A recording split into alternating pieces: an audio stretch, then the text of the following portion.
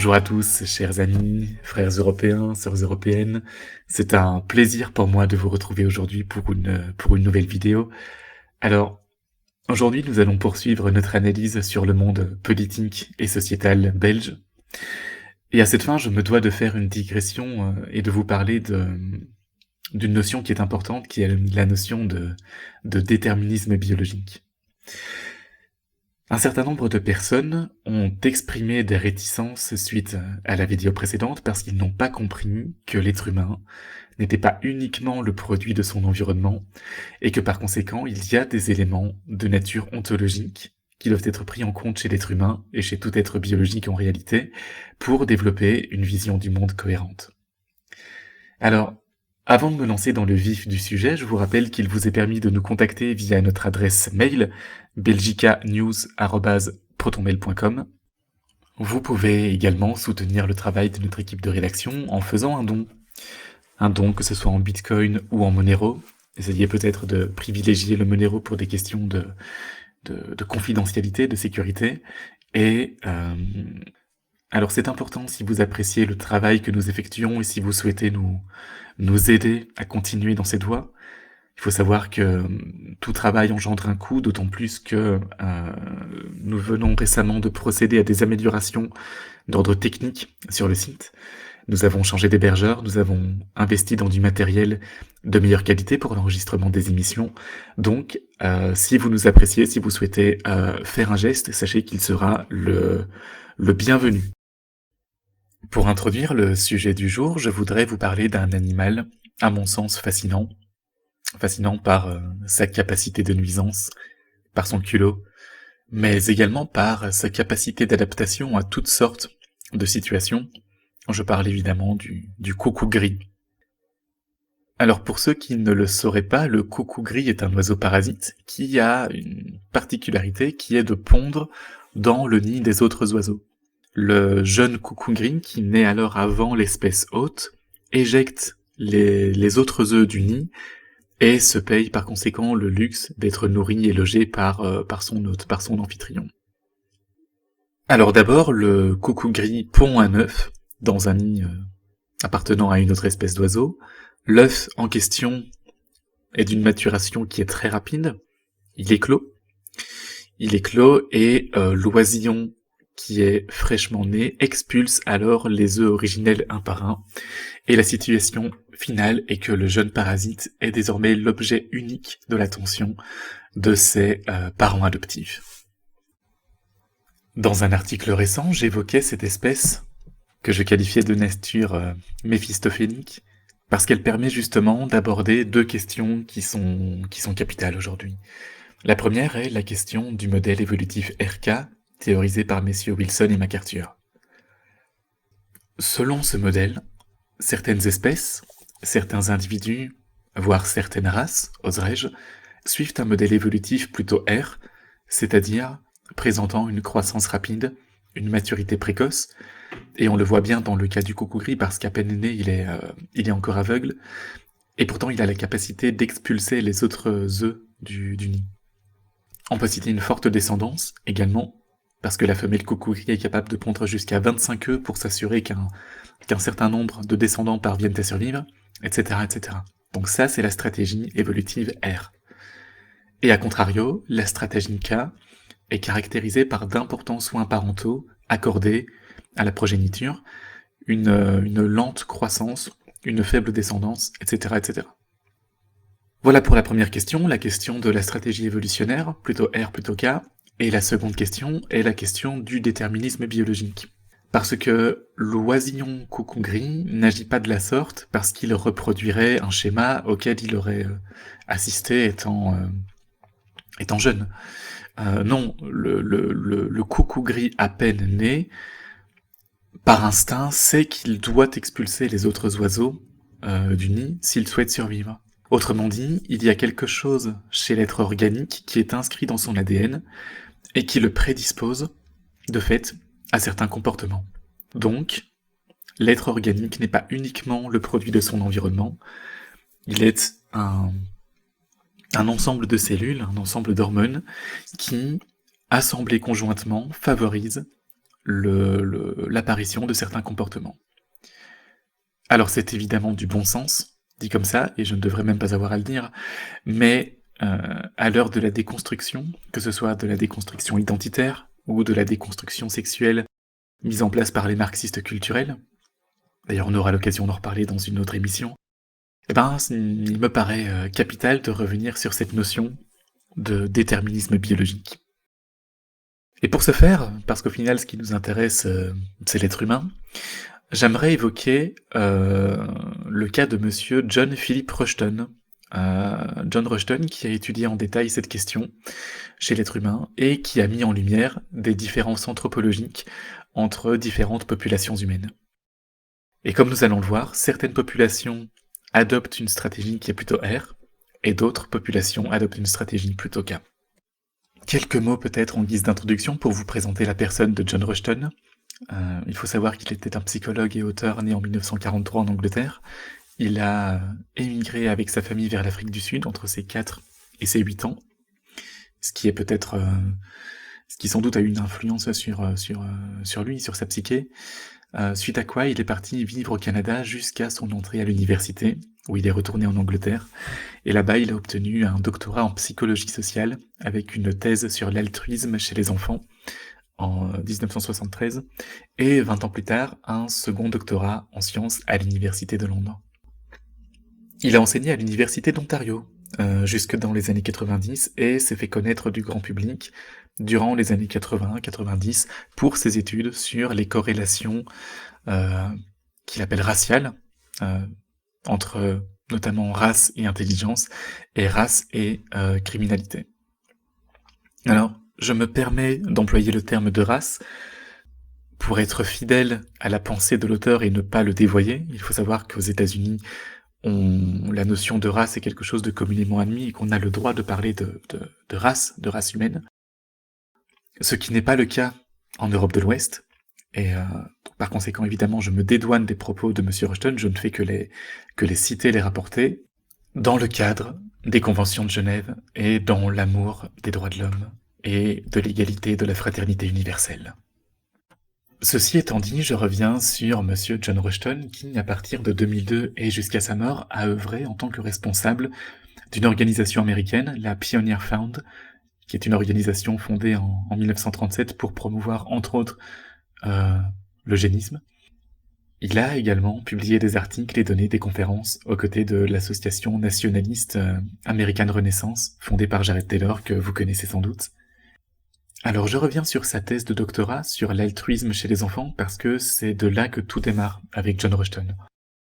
Il développe ce qu'il appelle une théorie de la similarité génétique, qui est une extension de la théorie qu'on appelle la sélection de parentèle, qui a été développée par le biologiste britannique William Donald Hamilton. Alors la sélection de parentèle, c'est l'idée selon laquelle le principe de sélection naturelle ne s'appliquerait pas seulement aux individus, mais également aux familles, et que les individus parents auraient tendance à développer une forme d'altruisme pour leurs enfants. Alors John Rushton reprend cette idée, il l'extrapole, il va plus loin, et John Rushton prétend que les individus ont tendance à être plus altruistes les uns envers les autres lorsqu'ils partagent des similarités génétiques, même s'il n'y a pas de lien de parenté direct entre les individus. Par extension, John Rushton affirme que les individus sont moins altruistes envers les individus venant de groupes biologiques qui leur sont distincts. Alors évidemment, cette théorie est contestée par une partie de la communauté scientifique. Encore une fois, je ne fais que relater les thèses des uns et des autres. Je vous laisse creuser, faire vos propres recherches sur ce sujet qui est de toute façon passionnant. Alors en 1984, John Rushton fait une nouvelle étude et constate que les enfants décédés, qui ressemblent très fortement à leurs parents, qui ont une très forte similarité physique, eh bien sont plus pleurés que les individus qui ressemblent moins à leurs parents. Donc c'est un point intéressant. Il a fait un tas d'études de ce type. John Rushton s'est également intéressé à la question des jumeaux monozygotes en 2005, et il constate par exemple que ces jumeaux monozygotes choisissent en général des conjoints et des meilleurs amis qui ressemblent aux amis et aux conjoints de leurs cojumeaux, John Rushton précise qu'il s'agit ici non pas d'éléments de nature environnementale, mais qu'il s'agit bien d'une contribution génétique substantielle pour le choix de ses partenaires. Et alors, pour terminer sur la biographie de l'auteur, il a publié 6 livres, 200 articles. En 1992, l'Institute for Scientific Information l'a classé au 22e rang des psychologues les plus publiés et au 11e rang des plus cités. Et John Rushton a fait partie d'un certain nombre d'associations scientifiques aux États-Unis, au Canada, en Grande-Bretagne, etc., etc. Et il nous a quittés en 2012. À présent, je voudrais vous parler d'un bouquin que John Rushton a rédigé et publié en 1995, qui s'intitule Race, évolution et comportement. Et dans ce bouquin, John Rushton s'attelle à l'étude des différences entre les grands groupes génétiques qu'il a identifiés chez l'être humain, que sont les orientaux, c'est-à-dire les est-asiatiques ou mongoloïdes, les blancs, c'est-à-dire les européens ou caucasoïdes, et les noirs, les africains subsahariens. Une fois encore, les propos ici tenus sont les propos directs de Monsieur Rushton. Ce ne sont pas les miens, je ne fais que les relayer afin d'ouvrir le débat sur la question du déterminisme biologique. Alors ceci étant dit, vous pouvez voir sur la première figure à l'écran qu'en moyenne, les orientaux ont une maturation plus lente, qu'ils sont moins fertiles et sexuellement moins actifs, qu'ils ont un plus gros cerveau et un QI plus élevé, et qu'à l'opposé, vous avez les noirs subsahariens dans chacun de ces domaines. Les blancs ont tendance à se situer entre les deux, souvent proches des orientaux d'ailleurs. Ce qu'il faut comprendre en observant ce tableau récapitulatif que vous voyez à l'écran et qui est capital, c'est qu'aucun facteur environnemental ne permet d'expliquer seul l'ensemble de ces disparités. Parce que ces disparités se reproduisent partout sur la planète, que les dites populations se retrouvent dans leur environnement naturel ou pas, et qu'il est nécessaire d'intégrer un facteur génétique dans notre vision du monde, un facteur biologique, pour percevoir l'ensemble du tableau de ces disparités. Alors John Rushton se base sur un bouquin publié par John Ensign qui s'intitule, je cite, « Un tabou, pourquoi les athlètes noirs dominent le sport et pourquoi nous avons peur d'en parler ». Alors qu'est-ce qu'il dit ce bouquin ? Il dit que par rapport aux blancs, les noirs ont des hanches plus étroites, ce qui leur donne une foulée plus efficace. Ils ont un tronc plus court, ce qui leur donne un centre de gravité plus bas et un meilleur équilibre. Ils ont les épaules plus larges, ils ont moins de tissu adipeux, ils ont plus de muscles. Leurs muscles comportent davantage de fibres à contraction rapide, ce qui leur permet de développer de la puissance, de l'explosivité. Les taux de testostérone, l'hormone sexuelle masculine par essence, sont de 3 à 19% plus élevés chez les noirs que chez les blancs ou les est-asiatiques. Il faut savoir que la testostérone entraîne une production d'énergie plus explosive. Ces caractéristiques physiques favorables donnent aux noirs un certain avantage dans un certain nombre de sports, comme la boxe, comme le basketball, le football et évidemment le sprint. En revanche, ces caractéristiques posent un problème aux nageurs, puisqu'un squelette plus lourd et une cavité thoracique plus petite limitent les performances des nageurs subsahariens.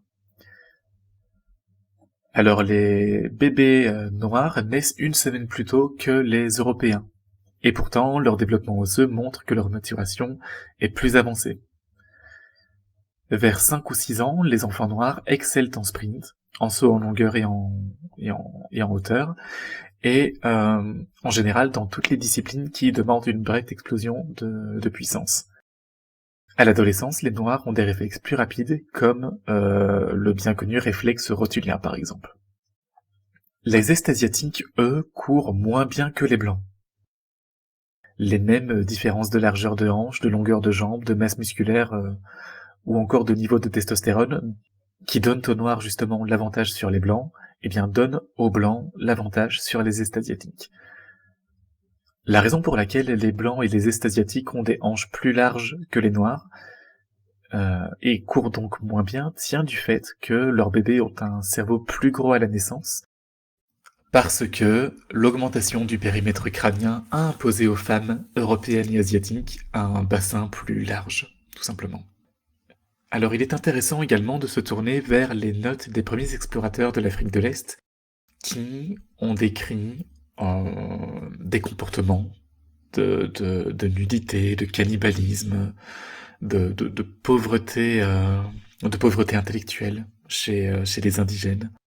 Il y a un bouquin intéressant sur le sujet qui a été rédigé par Bernard Lewis et publié en 1990 qui s'appelle Race et esclavage au Moyen-Orient.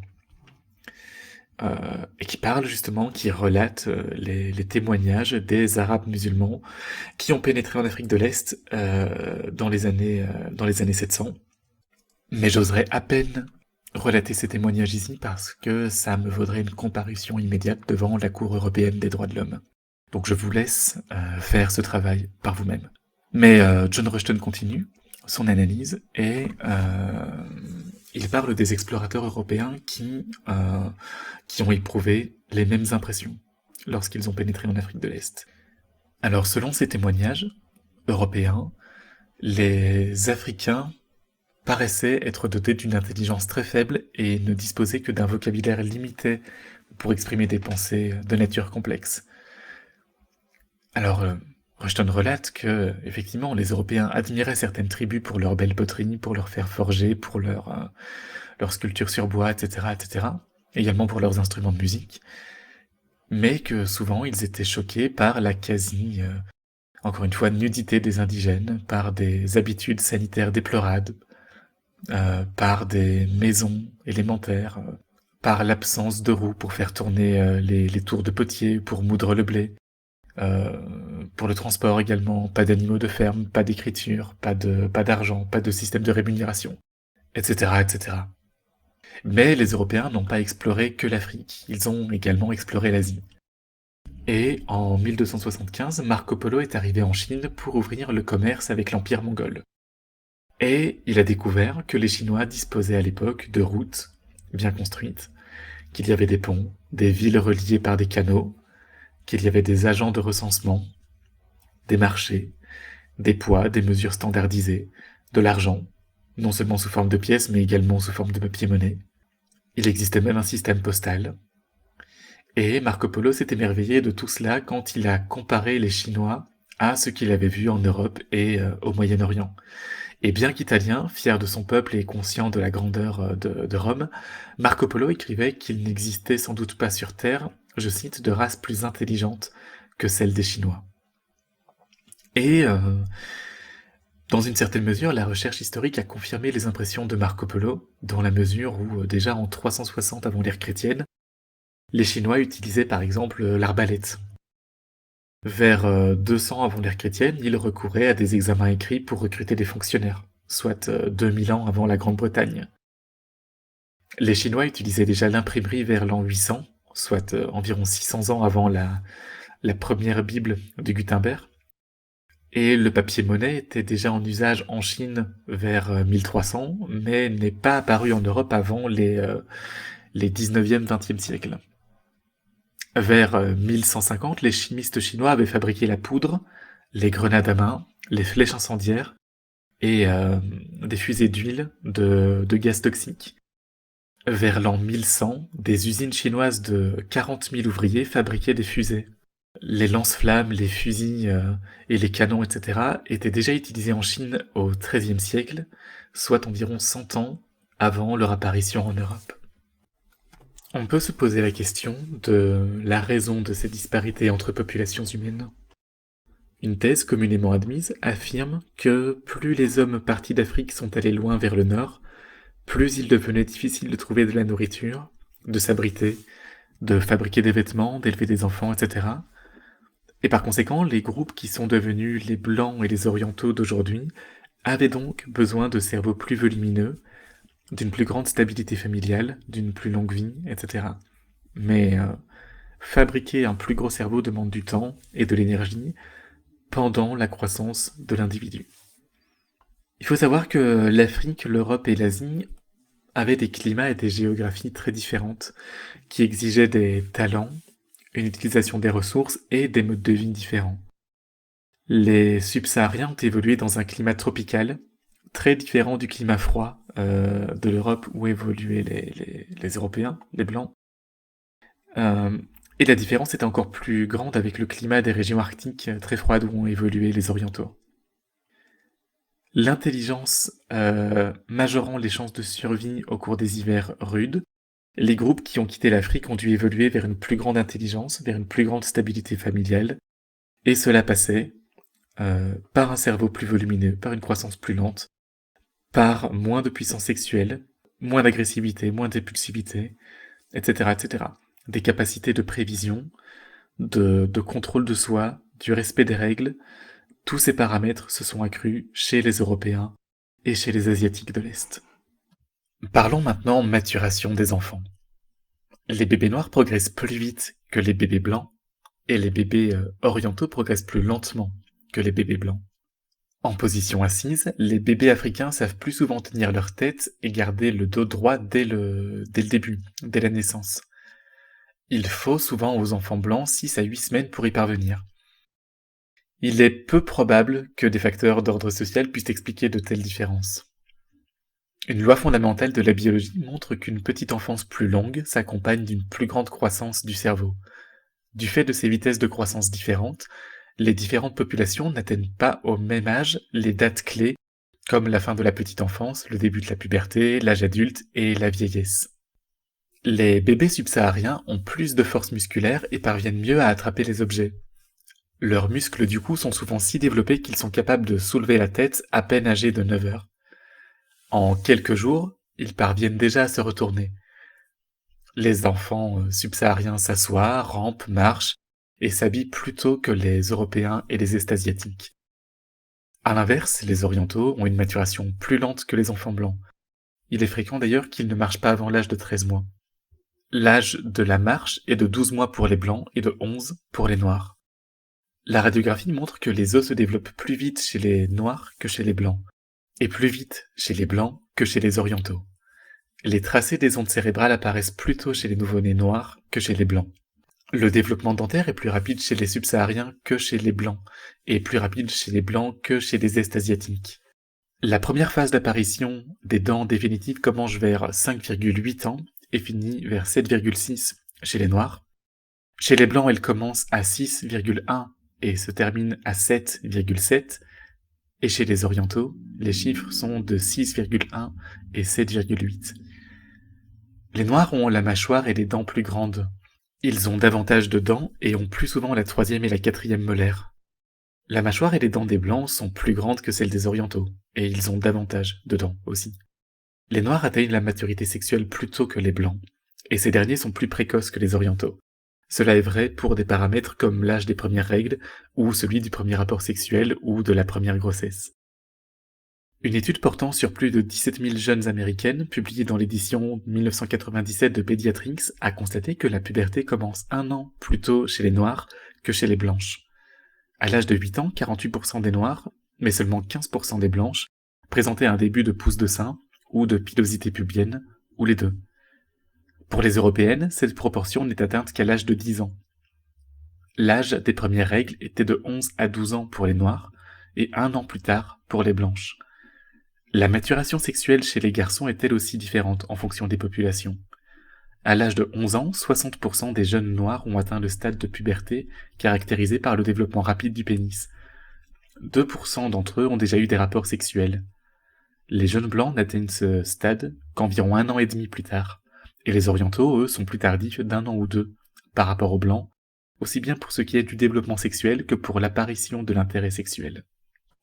Les différences raciales de personnalité sont mises en évidence au moyen de tests comme le questionnaire de personnalité d'Eysenck ou le questionnaire de Cattell à 16 facteurs de personnalité. Et partout, les orientaux sont moins agressifs, moins dominants, moins impulsifs que les blancs, et les blancs le sont moins que les noirs. Les orientaux sont plus prudents que les blancs et que les subsahariens. Une étude a demandé à des enfants noirs des Antilles de choisir entre un petit sucre d'orge tout de suite ou un gros sucre d'orge une semaine plus tard. Et la plupart des enfants ont choisi le petit tout de suite. La primauté de l'instant présent de préférence à une récompense à distance, est un thème majeur de la recherche sur la psychologie des subsahariens. Il est également intéressant de noter que les subsahariens ont une estime de soi plus importante que les Européens et les Est-asiatiques. Et c'est vrai même lorsqu'ils sont plus pauvres et moins instruits. Dans une étude effectuée sur des jeunes de 11 à 16 ans, des Noirs se sont notés comme étant plus attirants que ne le faisaient les Blancs ou les Asiatiques, et ils se sont également donné de meilleures appréciations en lecture, en sciences et en études sociales, et en revanche pas en mathématiques. La question de la stabilité familiale peut également être traitée d'un point de vue biologique. En Afrique, la famille matriarcale fait partie de tout un système social, c'est-à-dire activité sexuelle précoce, liens affectifs, lâches entre époux, union sexuelle et procréation avec de nombreux partenaires, etc., etc.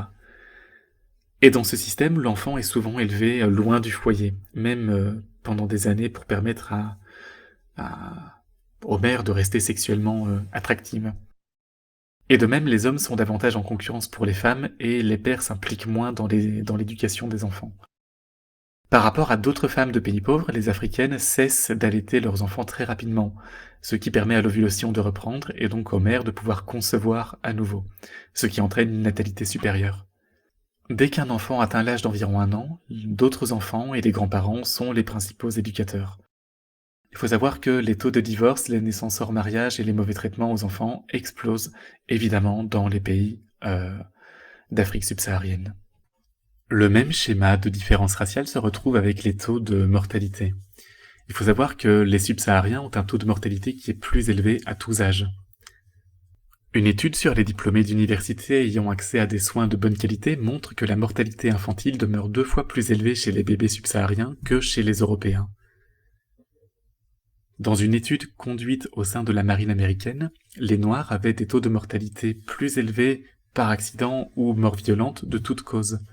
Une autre étude a révélé que le taux de mortalité par accident d'auto est plus élevé chez les Noirs.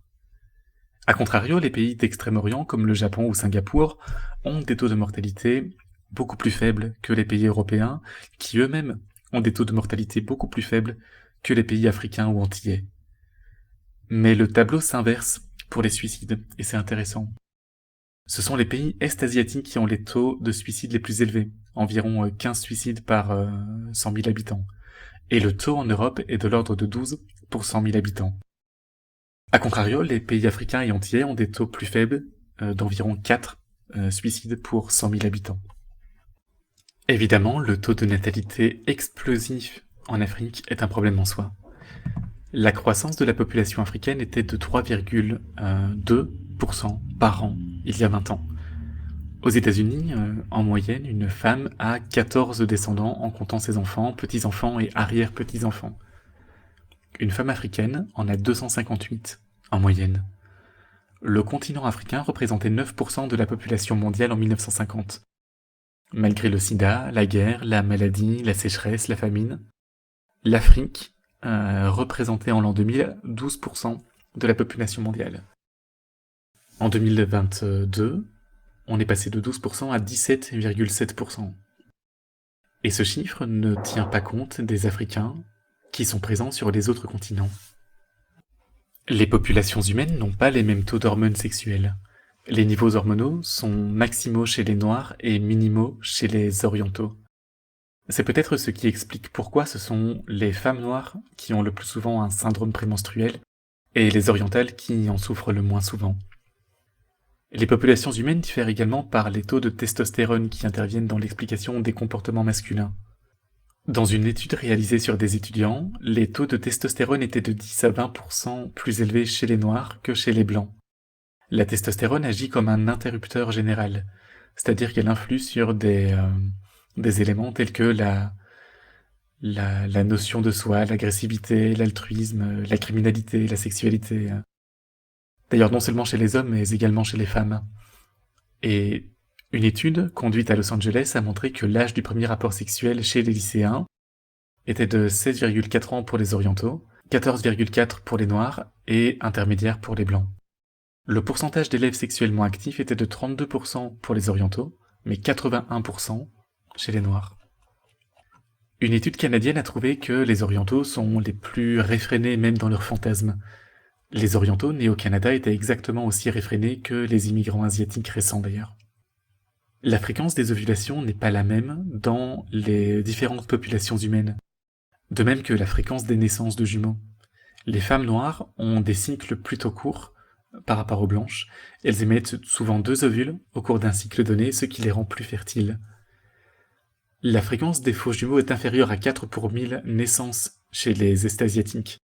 Elle est de 8 pour les blancs et de 16, voire plus, chez les noirs. Les triplés et quadruplés sont très rares dans tous les groupes évidemment, mais on les retrouve le plus fréquemment chez les noirs, suivis des blancs, et puis les orientaux. Les différences de comportement sexuel entre races ont des conséquences dans la vie. Elles influent sur la fréquence des maladies sexuellement transmissibles, par exemple. L'Organisation mondiale de la santé observe les maladies sexuelles comme la syphilis, la gonorrhée, l'herpès et les infections à la chlamydia. Les fréquences sont basses en Chine et au Japon et élevées en Afrique. Les pays européens se situent entre les deux, encore une fois. Le schéma racial de ces maladies est également valable aux États-Unis. En 1997, la fréquence de la syphilis était 24 fois plus élevée chez les Noirs que chez les Blancs. La prévalence nationale de cette maladie était de 22 cas pour 100 000 habitants chez les Noirs. Elle était de 0,5 cas pour 100 000 habitants chez les Blancs et encore plus basse chez les Orientaux. La figure que vous voyez à l'écran présente les estimations annuelles du taux d'infection par VIH dans différentes parties du monde selon les Nations Unies. En l'an 2000, sur ce continent, 23 millions de personnes vivaient avec le VIH ou le sida. Plus de 50% des cas concernent des femmes, ce qui montre que la transmission est majoritairement hétérosexuelle. Le taux d'infection par VIH est également élevé dans la population noire des Antilles, environ 2%.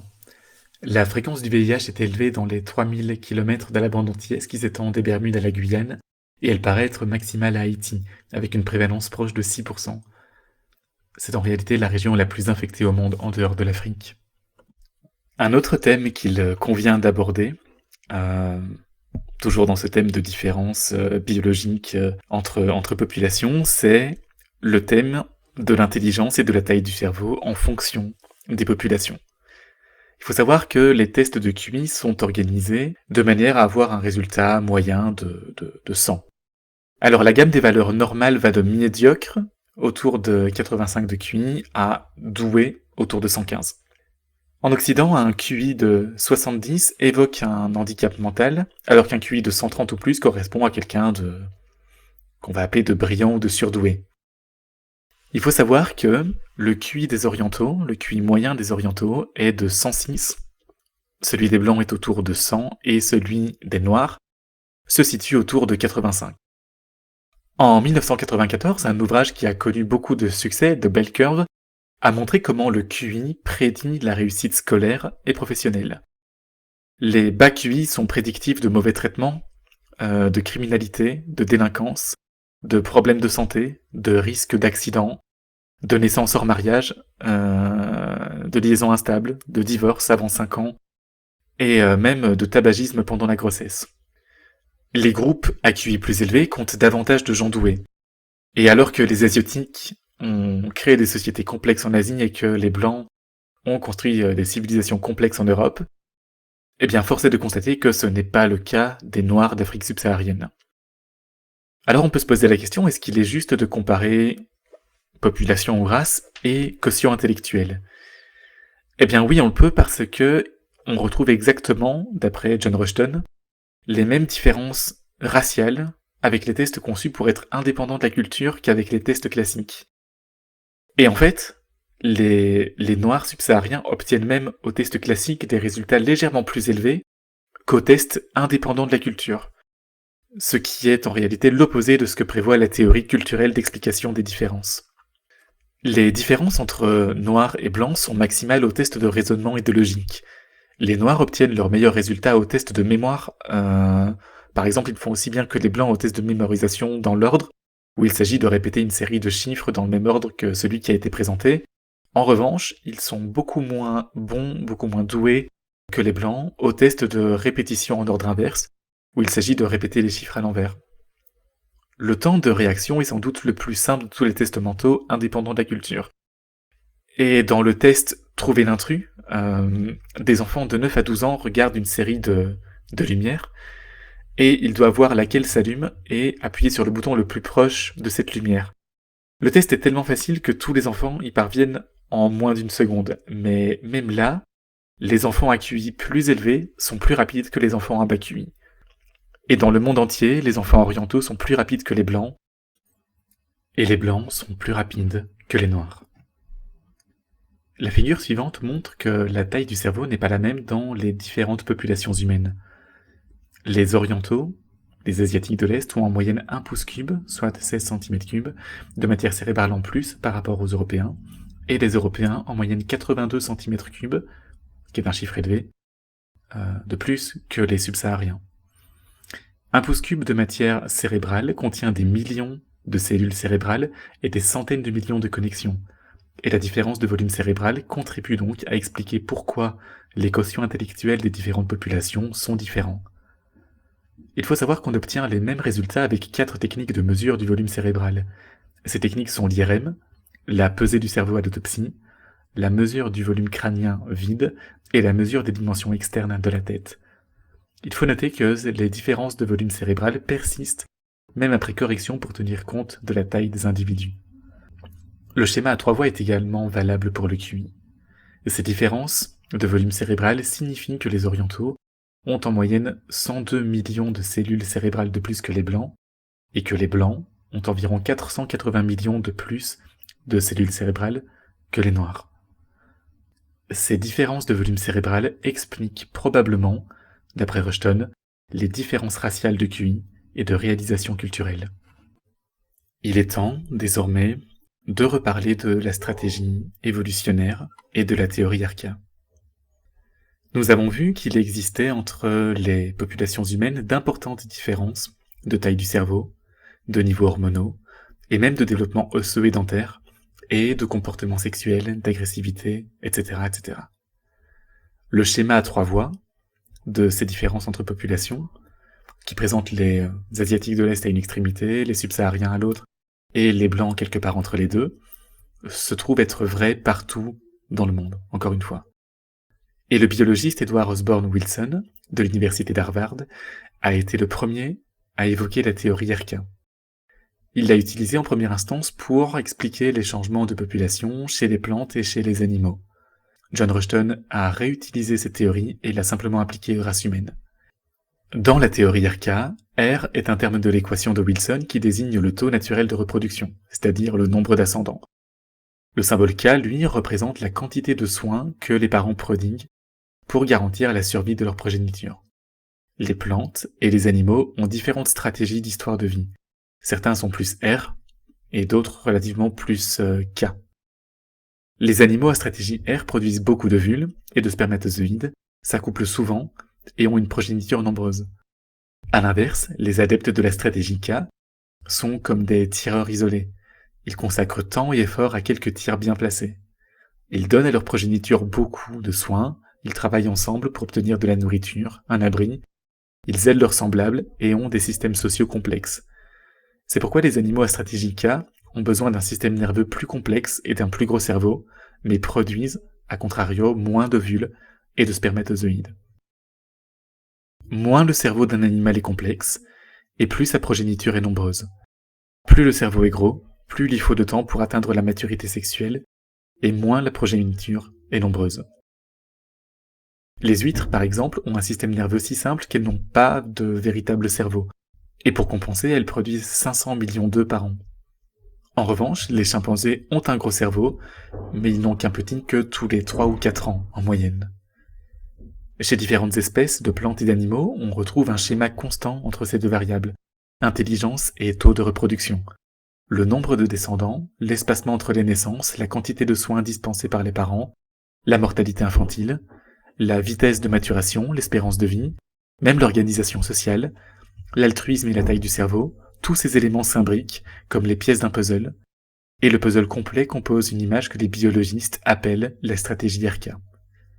La durée de gestation pour certains primates à petit cerveau, comme les lumériens et les singes, est de 18 semaines environ. Mais pour les primates à plus gros cerveau, comme les chimpanzés et les gorilles, elle est de 33 semaines. Certains singes ont leur première grossesse à l'âge de 9 mois. Les gorilles, qui ont un plus gros cerveau et qui sont plus intelligents, ont leur première grossesse à 10 ans. La figure que vous voyez montre les durées des phases de vie et de la gestation, de la conception à la naissance, de 6 différents primates. On y voit une échelle croissant vers la stratégie K, du lémurien au macaque, puis au gibbon, au chimpanzé, aux humains primitifs et aux humains modernes. Chaque étape dans l'échelle signifie que l'espèce dépense plus de temps et d'énergie à s'occuper de ses jeunes et à assurer leur survie. Chaque étape signifie aussi que la progéniture devient moins nombreuse.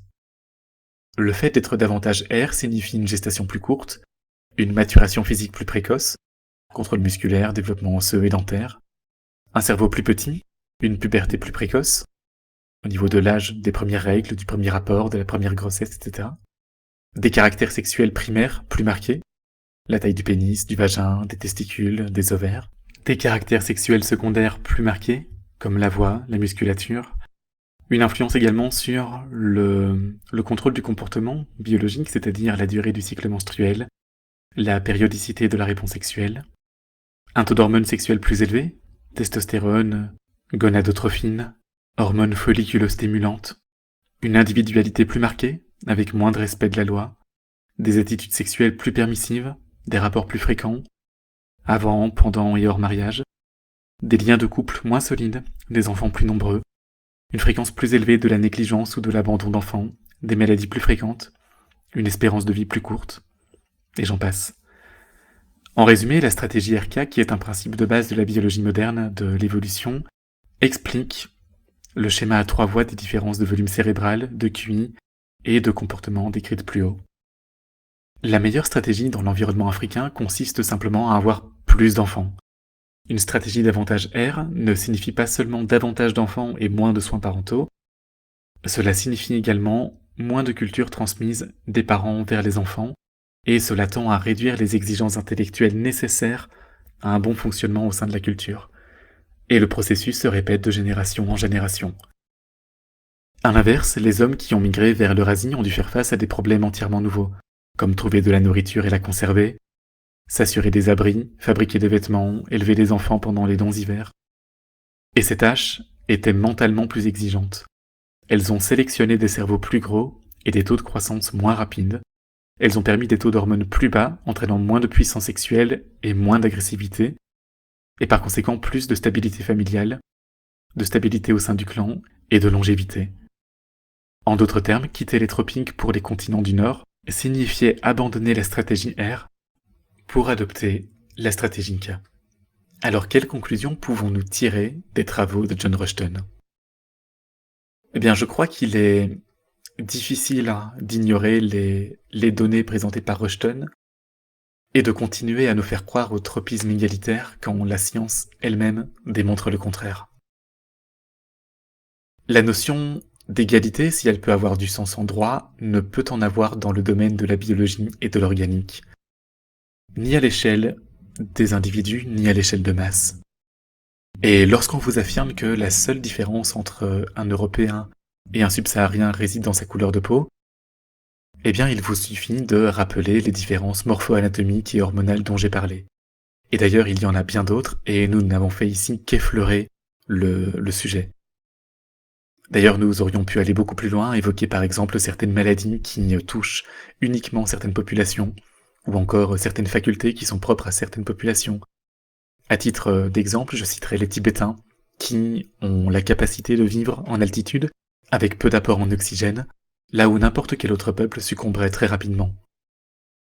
Les mouvements de droite, ou d'extrême droite, qui se prétendent antiracistes, qui désignent pour ennemi principal l'islam ou l'islamisation, qui vous disent qu'ils connaissent des noirs sympas qui se sont intégrés à la société européenne, ces gens-là sont en réalité des marxistes culturels, adeptes de la déconstruction identitaire qui, au nom de leur idéologie, mais aussi bien souvent pour des raisons électorales, il faut le dire, nient ouvertement les différences pourtant évidentes entre populations et sont adeptes du tout social et du tout environnemental. Et dans le fond, ces gens-là tiennent le même discours que n'importe quel tocard du Parti socialiste, du Parti du travail ou du mouvement réformateur. C'est le même discours universaliste et négationniste des réalités biologiques, mais simplement enrobé de manière un peu différente. Parce que même si vous misez sur un individu, rien ne vous dit que les descendants de cet individu accepteront les règles du jeu et s'intégreront eux aussi à la société européenne. Parce que, par atavisme, ces gens-là reviendront toujours tôt ou tard vers leurs racines, parce que c'est dans leur sang. Voilà, c'était un complément d'information suite à la vidéo précédente et un rappel qui me paraissait nécessaire. La prochaine fois, nous parlerons probablement de marxisme culturel parce que j'ai quelques éléments à vous donner sur le sujet. D'ici là, chers amis, portez-vous bien, vive l'Europe et vive les Européens. À bientôt.